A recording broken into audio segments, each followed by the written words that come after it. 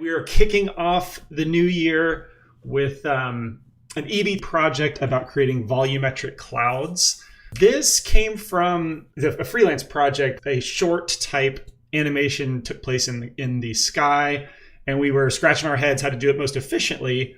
And you know, with cycles, it's a pretty slow render process if you use cycles volumetrics. And so we tried out Eevee, and it actually has a very capable workflow that I'm going to show you today. So that's where it came from. Historically, volumetric rendering has been around for a long time, but it's not the fastest thing in the world. It's actually quite slow. Either you need to wait a long time rendering, or you need a very powerful computer, very expensive equipment to make it run somewhat efficiently. So when Volumetrics entered Eevee, that was a very exciting, kind of surprising announcement for me. I mean, being so difficult to compute in other engines, it's like all of a sudden we get an implementation in a real-time oriented renderer. So that was very exciting. And of course, things are approximated. So cycles is going to be more physically accurate, but it's still very capable. And we're gonna dive into that. The way this stream is going to go, it's going to be kind of two parts. The first part is going to be creating kind of an individual cloud cluster, and that's where we're going to do the meat of figuring out the shader and dialing in Eevee settings. And then the second part, we will apply it to kind of a broader sky or cloudscape, as I've been calling it. So as far as reference, I've got several images from unsplash.com. Here is the type of cloud cluster we're going to start with. This is visually what we're going to be creating first, just an individual cluster.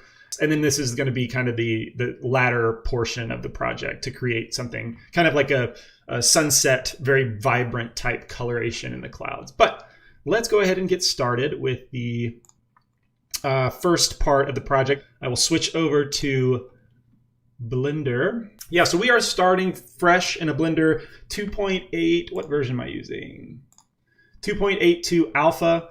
We are actually going to use the default cube too. We're going to leave everything in this scene, in fact, which is very rare. Almost by reflex, I get into a Blender scene and I delete everything, but we're going to use everything that's in here. And the cube I'm going to rename Cloud.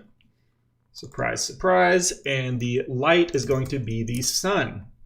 First things first, we're going to switch to the shader editor because everything's going to be done in the shader. Really, no individual modeling, no edit mode. So I removed the image, the file browser and the image editor. We don't need those. Everything's going to be procedural and node-based.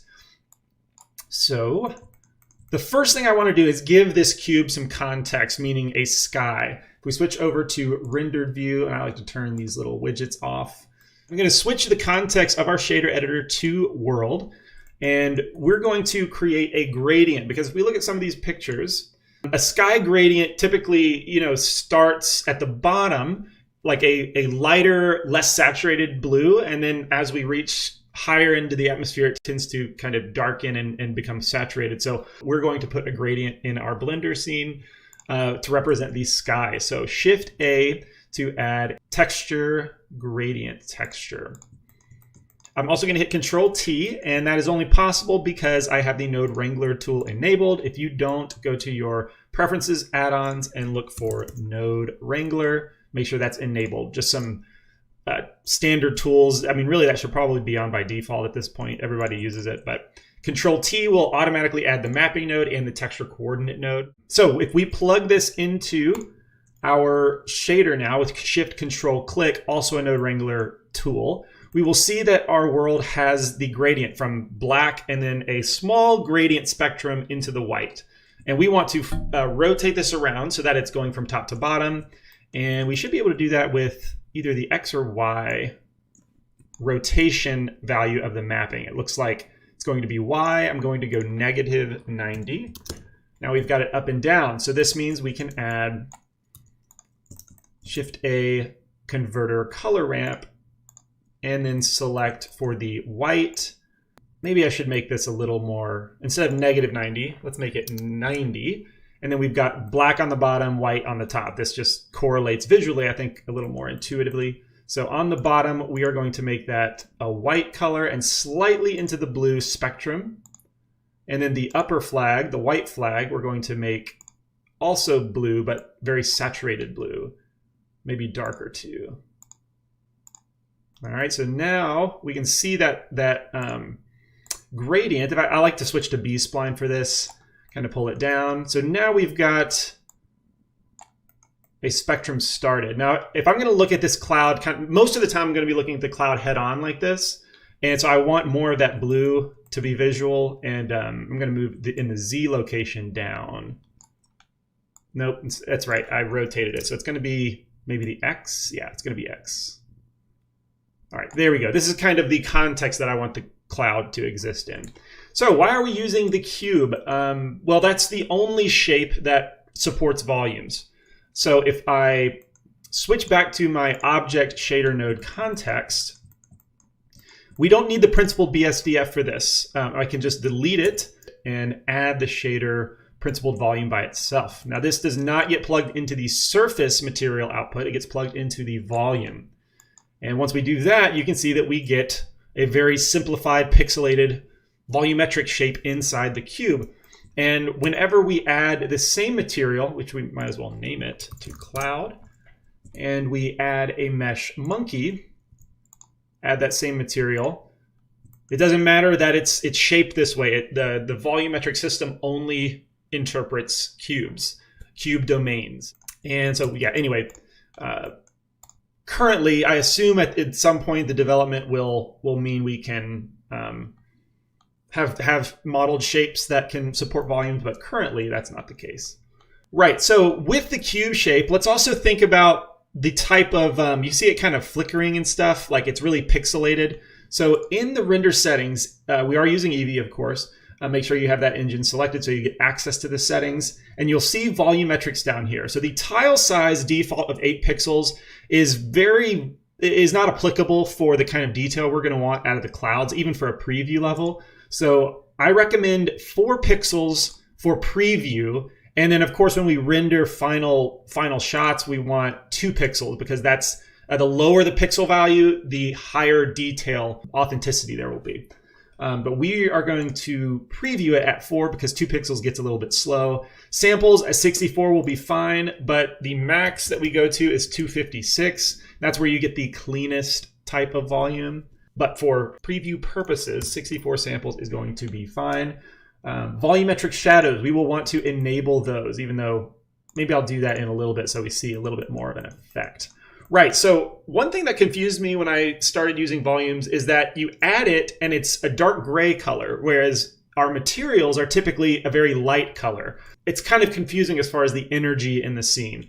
What if we add a shader principled BSDF? Yeah, so I guess I don't understand why the principled BSDF is set to 0.8, as in almost white, but then the volume is set to 0.5. I just find that a little bit confusing because we want the cloud to be white. And so my first inclination is to crank this all the way up to white, and we still are not past gray. And the reason for this, as far as I can tell, is that we need more energy from a light source, from a lamp, which we left our point light, renamed it sun, because once we change that to a sun type, it's going to be at a strength of 1000, which is way too strong, but volumes by nature, absorb some of the light. And so you get like light emissive qualities depending on the strength of the light source itself. So if we go down to, I think 10 is a decent value. We've got our volume the right color now. Let's start to address the shape. We're going to do this with another gradient texture. So Shift A, texture gradient. The reason being that in the different types of gradients, there is a spherical gradient. But before we get there, let's just plug this into not the color, but the density, right? Where black dark values are going to be no density, and then white values are going to be full density. So with this, you can see we have a gradient from full density on the right, no density on the left. However, Control T to add our texture coordinate and mapping nodes. And we're going to use the object coordinates because we want the source origin of this material to be in the center of our object. And so we're going to now switch to the spherical type. And now we get a sphere inside the cube. And the reason we're doing this is to start with a very basic form of your cloud, like the absolute basic shape, and then add different procedurals on top of that to modify according to that basic shape. So a good example of this is probably if we look up Toy Story cloud.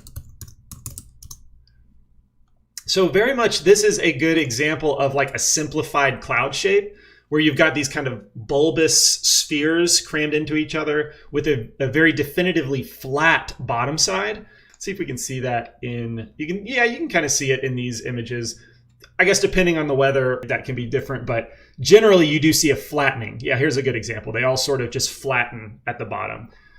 All that to say, we're going to kind of start with a Toy Story-ish, at least in our mind, we're going to start with that kind of shape and then make it into something more realistic. All right, so with our sphere, this is what we will form into the final shape of our cloud, of our basic shape of our cloud. Also, while we're at it, might as well add a converter color ramp to the end, because this is where we can very easily adjust the density. Like if I want it to be a crisper shape, obviously clamping down that spectrum is going to help. Also, when it comes to density, this is where we can turn on the shadow. So we've got a sphere, but as you'll notice as we orbit around, you can see that the sphere doesn't have any shading. And because the light source does not have the shadows enabled. So if we turn on volumetric shadows, I don't know if you can see, but they are actually turned on. But the way you kind of dial in how much shadow there is with the density. So in our color ramp, we can take the white flag above a value of 1. So HSV go above 1, and now we can definitely see the shadows. All right, so that's where we can kind of control outside of the bounds of what maybe you expect. You can go above these values listed and start to manipulate that density a little bit more differently. All right, so we've got the density set up. We've got it we have an adjustable color ramp to dial in the density, which will be a frequent thing we touch. All right, so yeah, as far as the shape, we want that flatness, which is created by the dew point, as Jake enlightened us to.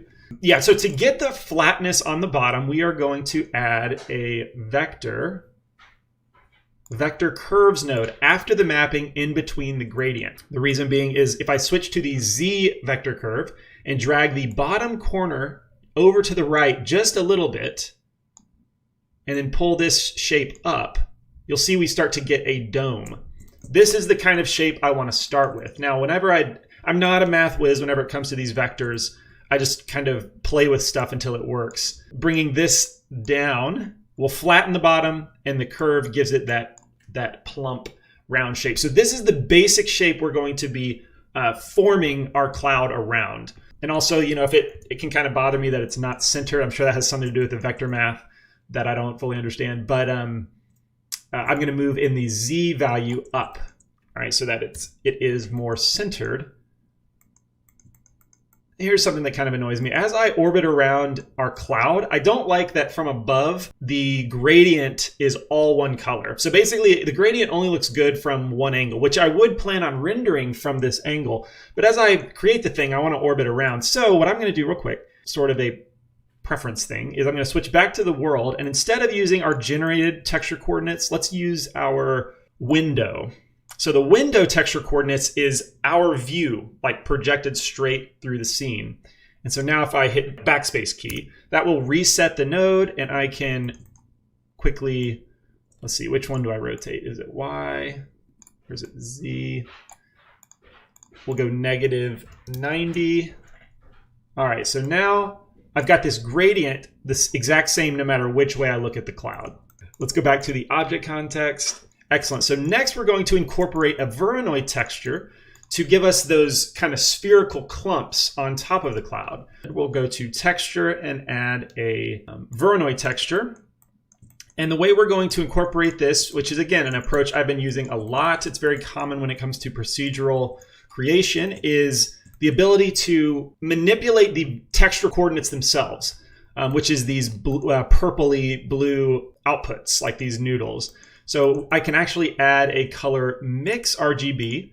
Even though this is yellow, it can function. And if we incorporate, I'm going to use the object coordinates, same as the original gradient texture node, and we're going to use the distance, plug that into our mix type, And so the mixture by itself, if we go down and up, you can see what's happening. This is the Voronoi texture by itself. Let's see, how can we make that a little more clear? Let's first make the scale lower, like 1. So here we go. Here's the spheres that we can add a converter color ramp node afterward. And, change by dragging up the black flag, the spheres get a little more compact. And, this is definitely an example where maybe let's try 128 samples. All right, that gets a little bit clearer. This is the full mixture, 100% Voronoi. And this is why we want to mix it with the underlying shape and not have it just fill the volume like this. And this is where I find an overlay blending type to help. All right, so you can see that it doesn't quite fill up the whole space, but it does manipulate the existing shape in a more like limited fashion. And as far as how is the shape looking, this is where we can dial in like how big do these clumps need to be. I think maybe a value of 1 is a little bit too big. So let's go to, how about 2? That looks a little bit better. It starts to look more cloud-like. And here, okay, this is where it makes maybe a little more sense to talk about the shadows, because you can see that our shadows are actually more of a black color, which in the sky, I hope this is true whenever we look. Yeah, you can see the shadows of the clouds are very similar to the color of the sky, because the sky is illuminating as a fill light the clouds very, very clearly. And so we don't want the shadows to be black while the sky is blue. And so this is where we need to kind of do a trick. So we're going to switch to the world again. So the strength, as I crank this up to like 4, you can see that our shadows start to turn blue. That's what I want. But the world itself, the color is getting too bright. So they're still different from each other. And the way that I can bypass this is to duplicate, Shift-Control-D, duplicate the background node, add a shader, mix shader, and then we're going to add Shift-A input light path node. All right, this is where we can tell by taking the camera ray, plugging it into the mix factor, whatever is in the second slot is going to be visible to the camera, whereas the actual lighting in the scene is going to be from from the first slot. So the background, the second one, can be the color that I like, but then the original background can be the full strength that I want to achieve the color of the shadow. So that now we're getting a more consistent color between shadow and sky. However, the density of the cloud right now is looking a little bit too transparent, I guess. Let's switch back to the object context. Right, so we've kind of done level 1 of the shape of our cloud. And honestly, this is somewhat of a stylized looking cloud. Like if I flatten the bottom a little bit more, I wonder if I can do that more starkly. We could get close to a Toy Story-like shape of the cloud. But we're not going for that. We're going for more realism. And so the next level is going to take us into that higher frequency detail of the cloud. And the way I want to try that first is by adding a noise texture. And it will affect the vector coordinates of our Voronoi, right? So kind of the way I think of this is level 1 is the gradient sphere that we turn into a dome. Level 2 is the Voronoi texture that makes it into plumes. And then level 3 is the noise that breaks up the plumes into high frequency detail. So we're going to do that with a noise texture and color, just like we did before, add a mix RGB to mix that into the vector coordinates of our Voronoi texture. So right away, you can see we start to get something more cloud-like. But I want to change this to be a value of, it's like 1, I think.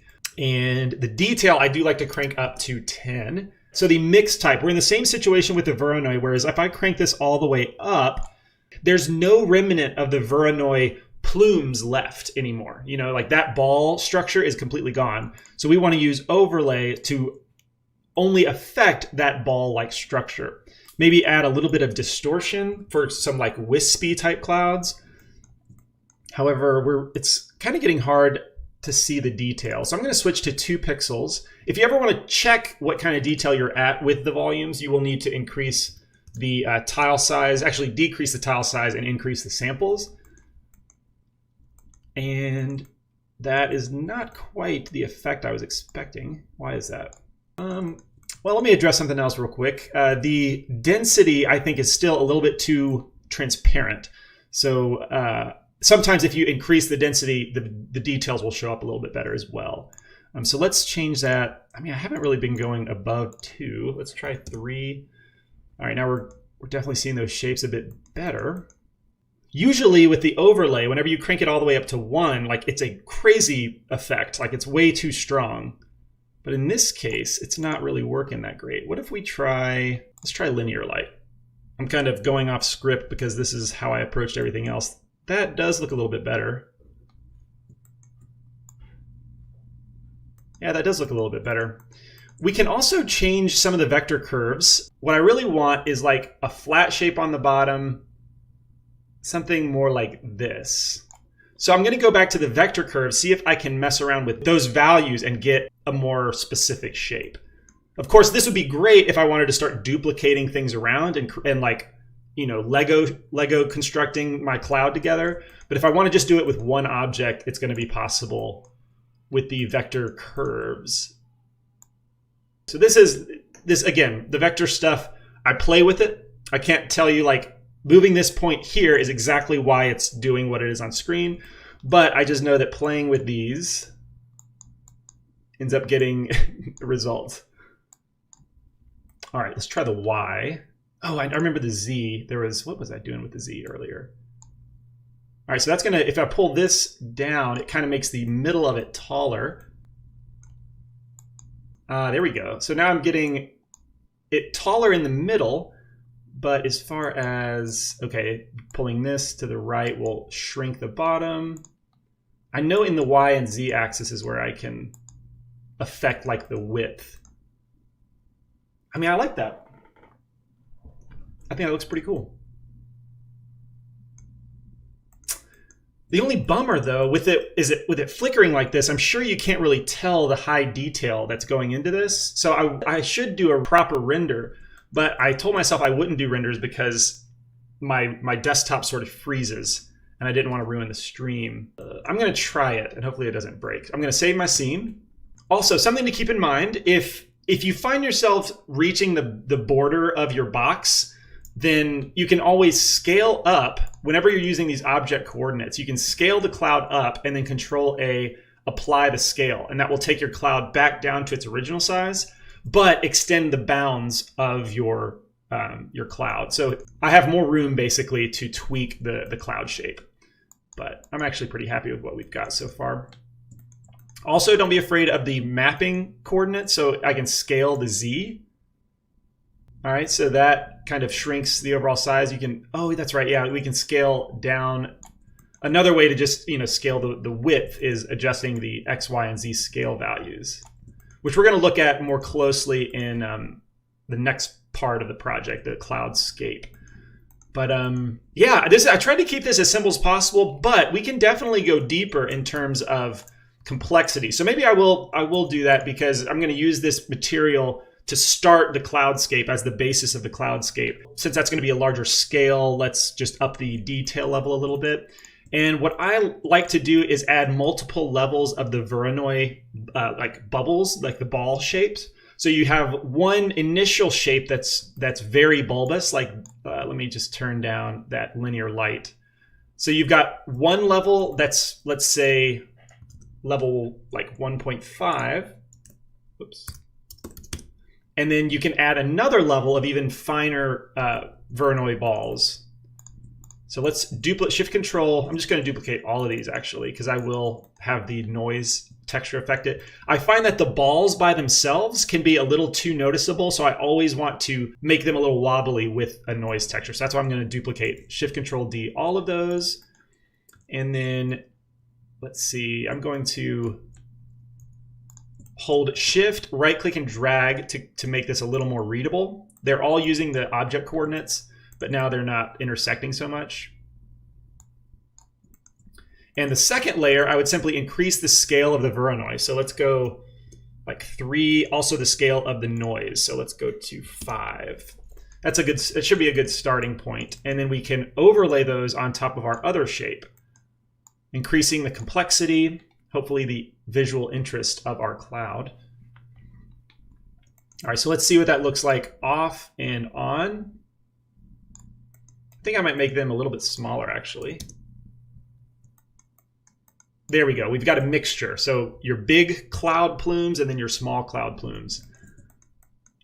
And then we turn up the factor on the linear light noise mixes with let's try 0.2, 0.2. There we go. Now they're all a bit noisy. Although the pattern now is a little bit too consistent. The fun thing about this is, you know, we've got all these color ramps that we can go in and tweak. It's so flat on top, though.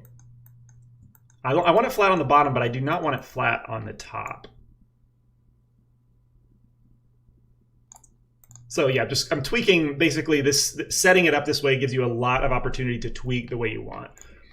Yeah, I do think this looks pretty good. I think it looks like a convincing cloud. All right, Control S to save. And maybe I should do a render. I did say I want to do that. So let me save this scene, look at my camera.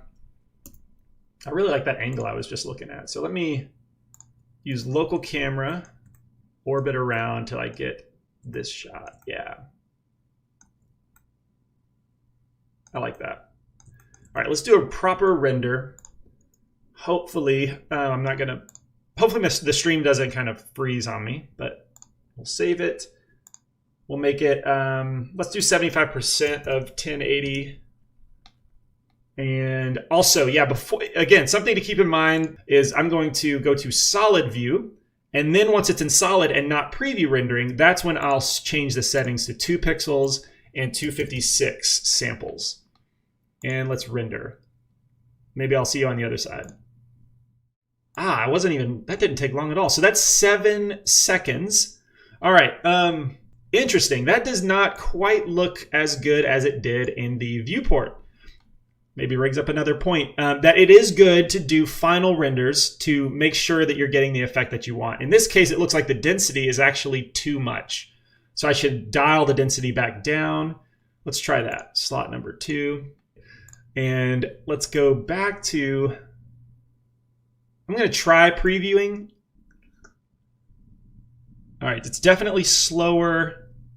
Stream seems to be okay. All right, so let's see what the deal is here. Maybe the value, I remember I never really went above 3 when I was playing around with this project, rehearsing this project. So let's go to 2, or let's try leaving that at 3 and then just spreading apart these flags. All right, let's try that.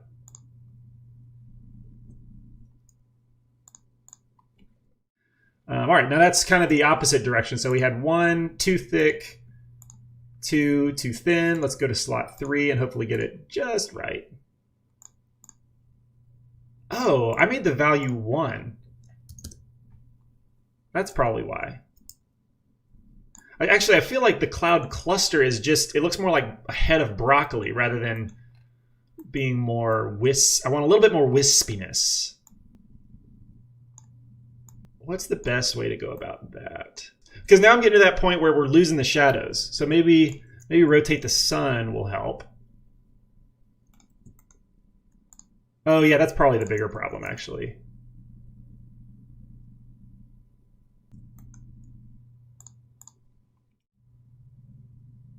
I don't love what I'm seeing. Because it's kind of that problem where I leaned too much on the preview, and then once I rendered the full res, I'm disappointed. And that is it's definitely a problem to be dealt with. Maybe increasing some of these, the noise presence in our Voronoi textures, like 0.4. All right, it's definitely breaking up the structure nicely. There's just something about the cloud that feels flat right now too. It could just be the angle I'm looking at. Let's see. Okay, I think that's looking better. Excellent. That's going to be the end of the first part of the project. All right, we're going to save that. Next part of the project is going to be the cloudscape. And you know, the key part about this is just to demonstrate how it can be used on a broader scale. And also it was kind of fun to get this coloration, the really bright oranges and reds. We're going to open that file. Where is it? This one. Actually, the one that you got is called the packed version. Packed. Yeah, so this is the kind of thing we're going to create next. We're going to use that cloud we created in the first part, just modify it to be used as the cloudscape in this scene. Anyway, it's fun. It's a much broader shape, obviously, like clouds stretching for miles. And that's what we're going to create. So I'm just going to delete the cloudscape itself. And let's save the file as record Eevee cloudscape 01. All right, so with that saved, I'm just going to jump over to the scene we just left, record Eevee cloud 1. I'm going to select that cloud object, Control C to copy, go back to that other scene, cloudscape, don't save, and Control V to paste it. Now when we render, we should get our little cloud in this new context. First thing we'll want to do is scale this thing really, really big because we want the illusion to look like the clouds are going on, like I said, for miles and miles. All right, so we've scaled up our cube really, really large. And this is just arbitrary a little bit. You know, I'm not scaling it up to a certain value. But I'm going to put the front of the cube just in front of the camera. I mean, for now, I'm going to dial in the position later. And then Control A to apply the scale. And this will keep our clouds. Oh, yeah. Okay. So our cloud is still in the middle, but our cloud shape is not really in the middle. There we go. Now I should see the cloud as it was. All right. So that's the cloud original shape in a larger context. So we can modify this to be a full sky of clouds. All right. So let's modify this cloud. I'm going to rename the object to cloudscape. First thing that we're going to do is I'm going to turn the X and Y scales down to 0. Because once we do that, we no longer have boundaries on the latitudes of the cloud. So it just stretches as large as the shape, the domain. That's why we scaled this cube really big. However, we've got a very distinct pattern in the sky right now. We want to mess that up. We don't want it to be quite so even. And I'm going to start by maybe taking the scale value down of our first Voronoi. Oh, wait, also the cloud layer is very, very thin. So maybe the Z scale needs to go up as well. There we go. Now we've got the clouds kind of reaching into the sky a little bit higher. And yeah, I'm going to need to change the Voronoi, the texture scale significantly. How about the noise texture? Let's take that down. Actually, like way down, like 0.5. I'm actually going to mute the different parts of this. Okay, here we go. I'm going to get back down to basics.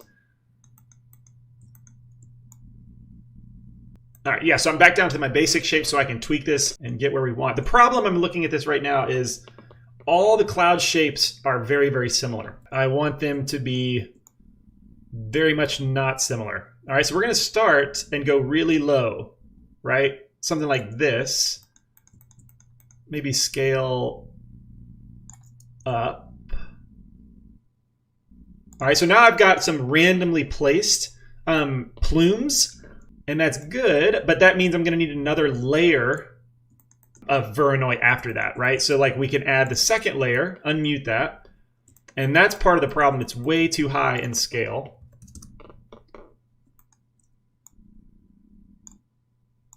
But this way we've got, okay, and remember, no, we weren't doing that, were we? Here's another kind of layer of complexity we can add into this, is we can use a texture as a factor for that second cloud layer, right? For the second layer of Voronoi. And this will help by using a noise texture, similar over here. So Shift Control D to duplicate that. I know it can be hard to follow complex shader nodes, but principally I'm just using a noise texture. We'll use the black input, black and white input. We don't need the volume. But we're inside. All right, so we want to use this as a factor for how much that second layer of Voronoi affects the first layer. So the scale at 5 is way too high. Honestly, I need a good. Okay, that's going to help me kind of get an idea for scale. Maybe something like this. Add a converter color ramp. This is where we can dial in with I like B-spline for this. All right, so let's see what that looks like. Also, we need to make the value just 0.5, which is kind of where we had it initially. So let's change that RGB value to 0.5. Use that as the factor in this second overlay. All right, now we can see what that looks like in the volume. Let the shaders compile. Underwhelming. Okay, here we go. So if we just take this down, we can see that that is starting to affect the clouds a little bit more. It's got very much a stylized vibe going on in the clouds. I think that's because our noise textures are really, really fine. Like it kind of has this pastel painted look, right? So like all the edges being finely broken up like this kind of gives it a painterly quality. So, this might be a kind of style you want to explore. For me, I typically default to realism. So we'll continue past the stylization, try to get back to realism. I think the issue has to do with the scale of the noise.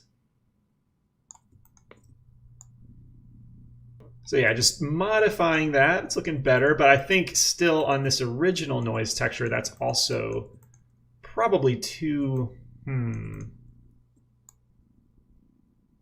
It's definitely too plumy. Doesn't look realistic enough. Why is that? This is very flexible, so I like to try several different things, mess with the shaders, but also you can rotate this around, rotate the cloudscape object around, and try and find, a position that you like a little bit better. So some of these cloud plumes are just way too strong. Okay, so if the plumes are too strong, perhaps we don't need a linear light for the noise. Let's just make it a mix. So now we're going to, rather than only manipulating the round balls, we're going to blend between the noise itself. Maybe instead of the second Voronoi, what if we just make this a noise texture? Let's just try that. Shift S, texture noise. I do remember Simon Tom's, the shader guru. Immediately that looks so much better. That is more what I wanted. But he said that if you use a lot of noise textures, it's going to slow your scene down. So that's just something to keep in mind. Okay, we're getting somewhere. You probably get some interesting like cloud forming time lapses this way too. All right, I think this is going to be a decent job. All right, so increasing obviously the noise texture scale will make it finer clouds. Oh, detail up to 10, duh. All right, that's looking pretty good. I think I'm gonna leave it at that because really forming the actual clouds was not, I think, the interesting part of this. All right, maybe rotate it around. Nah, I think I liked it where it was. All right, we're gonna leave that. Now, the thing that we're missing, the fun part, in my opinion, about this is achieving this coloration, because this is a perfect, the right time at sunset or sunrise where the sky is still blue. It's got a beautiful gradient from like a light, almost a taupe-ish kind of blue-yellow mix, desaturated, and then it stretches out to be this kind of darkening, rich blue. Love that gradient, but contrast with the extreme oranges, purples, and yellows, it just makes a very striking image that we probably have all seen. The way that I achieve the coloration here is just with a simple gradient texture. So I like this. I wanted to show you how to go about this for that effect. Choosing the cloudscape, let's go into the material, and we're going to use texture, gradient texture. Control T, and then I'll just use the object coordinates. We don't need a second texture coordinate node. All right, and so for this, we are going to look at how this plugs into not the surface, but the color of our principled volume. And we'll wait for that to load, but so you can see what's happening. All right, so we've got the gradient. Remember how this looks? And black on one half, spectrum to white. But we want to use another spherical gradient, and we should see a white circle in the middle and spreading out to black, which we can change the color. All right, if you can't see it, it's probably because it's just in one of the low density spots. So let me try instead to scale this down like 0.1. There we go. So now we start to see the white circle in the middle. And you can probably guess what we will use is a color ramp and instead of white to black, we're going to make it a kind of bluish purple to red to yellow. And then we will position this spot as we see fit. Maybe scale it down a little bit more, 0.05. Yeah, I think that's going to look pretty good. All right, so instead of black, we want a purple or a more purpley gray color, something like that. Also, this might mean for the light that we need for the sunlight, we might need to desaturate it a bit, since we're going to be doing the color in the shader, not in the actual lamp itself. All right, so we've got a purple. I want to make that a little bit darker. So we look at our reference, the clouds stop being white. They're not being illuminated quite as much by the sun, some of them, but then the ones that are being illuminated have that really bright red color. So that's why we're getting darker clouds on a lighter sky. All right, so second, I'm going to hold control and left click in the color ramp to make a red color swatch. You can see that my Blender window is lagging a bit because of all the calculation we're doing. Getting a little intense. All right, and then for the white, maybe add another flag and make that the orangish yellow. And then we can move this into position so it starts to become that type of effect. And then when we render it finally, hopefully it will it'll look the way we want. You can also, right now it's kind of like a bullseye, but we can modify these coordinates just like we've been doing with a noise texture. So I'll grab these two nodes, Shift D to duplicate them, not Shift Control D, but just Shift D. And we will make those mix. Should probably swap these. All right, to plug that into our gradient texture. And what this will hopefully do is just break up the monotony of that target pattern. We can look at it from above.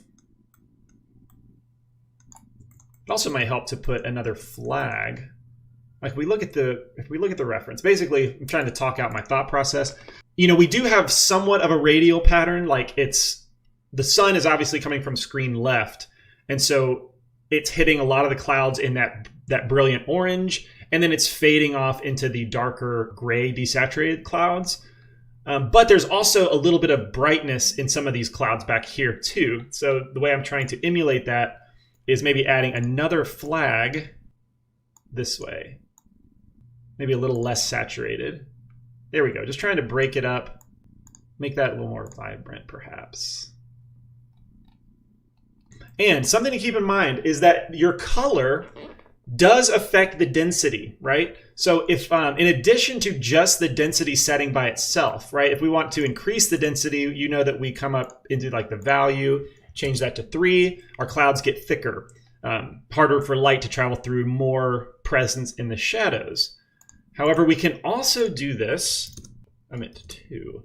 We can also do this with the color itself. So if I add a color mix node, change it to multiply, and then change this value to 2, that is also going to change the density, change the appearance of density. It's maybe a little harder to tell up there.